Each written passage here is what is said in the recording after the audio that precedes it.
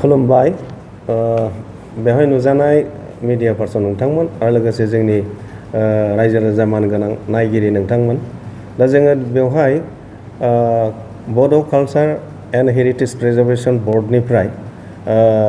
मोनसे जाथायनि सायाव फोसावनो थाखाय बा बुंथिनो थाखाय जों बेवहाय गसंदों बेनो जाहैबाय जोंहा दाखालिसो बावैसो JTEC 21 नाम्बार्स माने डिफारेन्स आइटेम बर'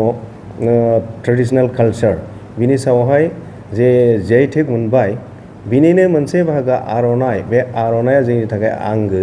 बे आर'नाइयाव मोनसे बिबार बा मोनसे पार्टिनि सिम्बलखौ होदेरनानै आरो बबेबा मोनसे पार्टिनि दैदेनगिरिनो गानहोनाय बे जाथाया जोंनि मेगनाव गोलैदों आरो ससियेल मिडियायाव सावरायजादों दा बेखौ नुनानै जोङो बर' कालचार एन्ड हेरिटेज प्रिजार्भेसन बर्डनि जानानै जोङो दिनैहाय दुखु मोननाय फोरमायदों जे जाथाया जाथावामोन आरो जे जाथाया जानाङामोन बियोनो जादों जानो हागौ सानस्लाबैयाव बा मिथिस्लाबैयाव बिनि भेलुखौ मिथिस्लाबैयाव बुंदों बा खामानिखौ मावफ्लांदों जानो हागौ बा गोसो जानानैबो मावदों जानो हागौ खिन्थु बे जि गोरोन्थि जाबाय बे गोरोन्थिनि थाखाय जोङो कन्डेम खालामो आरो बेखौ सोंखारियो गाज्रि भाषाजों खिन्थु मोनसे खोथा बेनो जोंनि 21 नाम्बार्सआव जाय रेजिस्ट्रेसन जानाया बे गिबि खेब आरो फार्स्ट फेज बे फार्स्ट फेज हिसाबै बिनि माखासे प्रिभेन्सन आरो आपग्रेडेसन बिनि मावनो लानाय सेकेन्ड फेजनि बहुद खामानि दंबावो दा दिनैहाय अथराइज इउजार्सफोरखौ गियार आप खालामनांगौ बिनि खामानिफोर दङ दा बेवहाय दायथ' लानांगौआ नों आंनिल' नङा जोंनि सारा बुहुमनि बर'फ्रा बेवहाय बयबो सांग्रां जानांगौ आरो बे जाबाय बिनि भेलुआनो बेनो बे JTEC रेजिस्टार खालामनायनि ओंथियानो बेनो बयबो मिथिगौ जे जों बेखौ दोरोङारि जोंनि आबै आबौनिफ्राय फैबोनाय जेखौ जोंनि आइडेन्टिटि जोंनि बड' कालचार बिनि सायावहाय जोंहा सिनायथि दं बे सिनायथिखौ जोंनि होननानै जों साननानै लानो हाबाय बेखौ जों बयबो मिथिगौ बिनि थाखाय जों बिराद गौरब दा बे गौरब जानो हानाय जिनिसनि सायावनो सोरबा जुदि आनटुवार्सलि बा आनअथराइज बेबायदि सोरबा व्यक्तिया इन्टेनसनेलि अर आनइन्टेनसनेलि कनसियासलि अर आनकनसियासलि जुदि बेबायदि मावफ्लाङोबा जों बेहाय थावरायनानै थानो हाया गतिके बड' कालचार एन्ड हेरिटेज प्रिजार्भेसन बर्डनिफ्राय जोङो बेखौ गोख्रोङै सोंखारियो दा बेनोल' बाथ्राया फर दा फार्स्ट टाइम जों बेखौ लिगेल एक्सन लानायखौ दोनथ'गोन खिन्थु जों बुंगोन बियो जाय व्यक्तिया मावदों बा जाय व्यक्तिया बे भुलखौ मावदों बेनि थाखाय गोख्रैनो माने राजहुवा भाबै खेमा बिनांगोन आरो बे खेमा बिनायाव जुदि गैयाब्ला जों बेखौ लिगेल एक्सन लानो बाध्य जागोन खारन जोंहा बे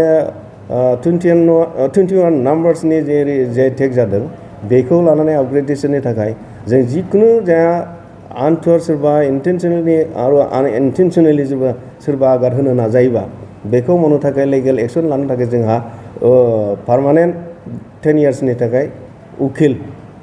दंखायो गतिके जोङो साफ्रोमबो सांग्रां बर' फिसाफ्रा सोरबा जोंनि बे बर' हारिनि बेफोर आयदाफोराव बा JTEC रेजिस्ट्रेसन मोननाय बे आयदाफ्राव जोंनि जे बियो अरायथा गोजोर जानानै थानांगौ बेयाव जुदि बबेबा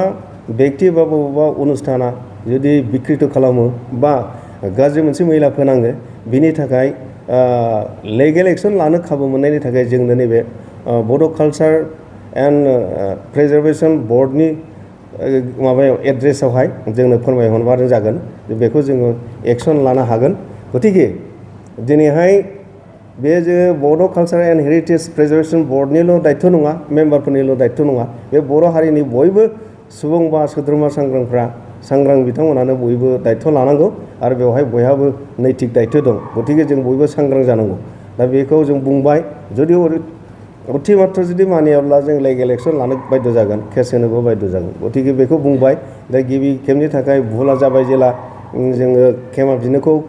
बुंबाय जुदि खेमा बिनायाव जुदि मानियाब्ला जों आल्टिमेटलि जोङो केसखौ होनांगोन बा लिगेल एक्सन लानो बाध्य जागोन जाय हक बुंनो लायाखै जोंहा बे मा होनो गासै इन्डियायाव जों बुंनो थाङोब्ला जोंनि मिथिनायावहाय गासै 600टा जिआइटेक रेजिस्टार जाबाय। बेनि गेजेराव 29,000आल' माबा जानानै दं, माने अथराइज इउजार जानानै दं। दा जोंहाबो बर' हारिनि थाखाय बे 21नि थाखाय जोङो अथराइज इउजार जानो हागोन बा जाबाय, आरो बिनि बांसिन खालामबावनायनि मिजिं दं, थांखि दङ। गतिके मोजाङै मोजां थायोबा, नोंथांमोननि हेफाजाब आरो मदद मोनोबा जोंहा जेसेबां ट्रेडिसनेल गोनां आइटेमफोर दं बिनि सायाव लालांबाय थानो हागोन, बेखौ जों गभर्नमेन्टखौ मिजिं थियो। दा इयुनाव जों बेफोरखौ मावनो हागोनाय जागोन। आरो गतिके बे मावनाया गभर्नमेन्टनि बा जोंनि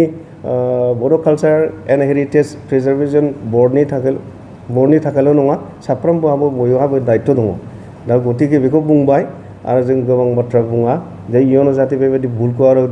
दुनाय मावा, बेखौ वार्निं होनाय जाबाय। जुदि मावोब्ला जों लिगेल एक्सनखौ लानो गोनां जागोन। दा लिगेल एक्सन हिसाबै जुदि जों लानो गोनां जायोबा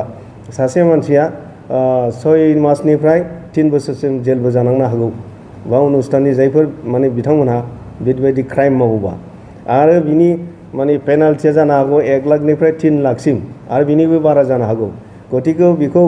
मानिनानै, बेखौ नोजोर होनानै जोङो साफ्रोमबो बेबायदि गोसो जानानै बा मिथिया हुसिया बेबायदि भुल मावनायनि थाखाय जोङो साजा होनो थाखाय जों सांग्रां जानांगोन। जों सांग्रां जायाबा सोरनि सायाव जों लामा नायनो। गतिके बेखिनिखौ बुंबाय, आरो गुबुन आफादफ्रा बा जातीय संगठनफ्राबो सोंखारिनो हागोन, खारन बेफोर जोंनिल' सम्पति नङा, बा जोंनि बे बर' कालचार एन्ड हेरिटेज प्रिजार्भेसन बर्डनिल' बियो थांखि नङा, गभर्नमेन्टनिल' नङा, बा सोरनिबाल' नङा। गतिके बयबो बर' माहारियानो बेवहाय साफ्रोमबो सोद्रोमा दायित्व दं। दा बेखिनिखौ बुंबाय, आरो जों बेवहाय दङ जोंहा बड'लेण्ड इउनिभारसिटिनि मानगोनां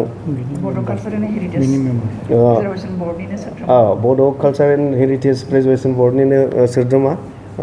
बड'लेण्ड इउनिभारसिटिनि प्रफेसार, आरो जोंहा ओरैहाय माबा जोंसार नार्जारि, बिथाङाबो जोंनि बर' कालचार एन्ड हेरिटेज प्रिजार्भेसन बर्डनिनो मेम्बार, आरो गोबां दंबावोमोन। आरो जोंहा दिनै इन्दिरा बर' बिथाङा दङ। गतिके जों जयैनो बेखिनिखौ बुंनानै जाहाथे इयुनाव बेबायदि गोरोन्थि मावा रावबो, आरो गोरोन्थि मावनायनि थाखाय जों बयबो हेंथा होयो आरो गसंथायो, बेनि थाखाय जोङो खावलायनानै जों दिनैनि बे हाबाफारिखौ एसेयावनो फोजोबबाय होननानै खुलुमबाय। गोजोन्थों।